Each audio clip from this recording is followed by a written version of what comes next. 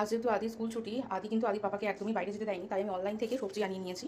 আমি অনেকবারই আনিয়েছি, প্রত্যেকবারই খুব সুন্দর দিয়েছে। আর এই অনলাইনে সবজি আনাটা এত বেশি সুবিধা হয়েছে যে বাইরে যেতে হয় না, অথচ বাড়িতে দিয়ে চলে যায়। এখানে আলু পেঁয়াজ নিয়েছি, তারপরে কুমড়ো পালং শাক ওল সব নিয়েছি, মানে একদম ফ্রেশ থাকে। যে অনলাইন যে বাজে হবে তা কিন্তু নয়, আমি দেখিয়ে দিচ্ছি দেখো। এই যে সব প্যাকেটে প্যাকেটে করে দেয়।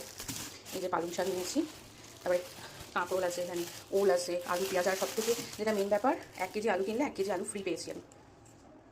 তো তোমরা যদি, আর এই যে আদির পাপা ট্যাংরা মাছ আর কাতলা মাছ ভেজে দিয়ে চলে গেছে, ঘুমিয়ে পড়েছে। মানে হঠাৎ করে গিয়ে শুলো বিছানায়, ঘুমিয়ে পড়লো। আমি আর ডাকিনি, এখন এইগুলো এখন আমাকে করতে হবে। আর আজকে কাজে দিদিও আসেনি, মাথা খারাপ অবস্থা, আমার ভালো লাগে না। এই মা না থাকলে যদি কামাই করে না, ভীষণ রাগ উঠে যায়। তো চলো টুকটুক করে করি।